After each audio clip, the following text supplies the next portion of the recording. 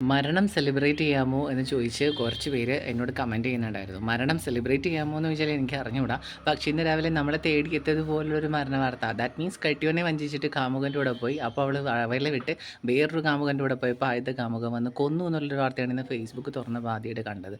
ആ വാർത്തയുടെ താഴെ ഒരു മനുഷ്യൻ പോലും അയ്യോ പാവം ചത്തുപോയല്ലോ എന്ന് പറഞ്ഞിട്ട് കമൻറ്റ് ഇട്ടത് ഞാൻ കണ്ടില്ല. എല്ലാവരും അടിപൊളി സൂപ്പർ കലക്കി എന്നൊക്കെ പറഞ്ഞിട്ടാണ് കമൻറ്റ് ചെയ്തത്. ആ മരണം എല്ലാവരും സെലിബ്രേറ്റ് ചെയ്യുകയാണ്. സ്വന്തം കുടുംബത്തെയും അപ്പനെയും അമ്മയും കെട്ടിയോനെയും മക്കളെയും ഒക്കെ വഞ്ചിച്ച് ഒരുത്തൻ്റെ കൂടെ പോയി അവനെ മതിയാവാണ്ട് അടുത്തവൻ്റെ കൂടെ പോയ വാളെടുത്തവൻ വാളാൽ എന്ന് പറയുന്ന പോലെ ഇതിനെയൊക്കെ പിന്നെ എന്താ ചെയ്യേണ്ടത്? ആ മരണമൊക്കെ ലോക ജനത ഒന്നടങ്കം സെലിബ്രേറ്റ് ചെയ്യാണ്. സ്വന്തം ഭർത്താവിനെ യാതൊരു മടിയും കൂടാതെ കൊന്ന് ചാക്കിലാക്കി തേങ്ങയൊക്കെ പൂഞ്ഞു കൊണ്ടുപോകണ പോലെ നടുക്ക് കാമുകൻ്റെയും ഭാര്യയുടെ നടുക്കിരുത്തി ബൈക്കിൽ കൊണ്ടുപോകണ കഥ നമ്മൾ കണ്ടതാണ്.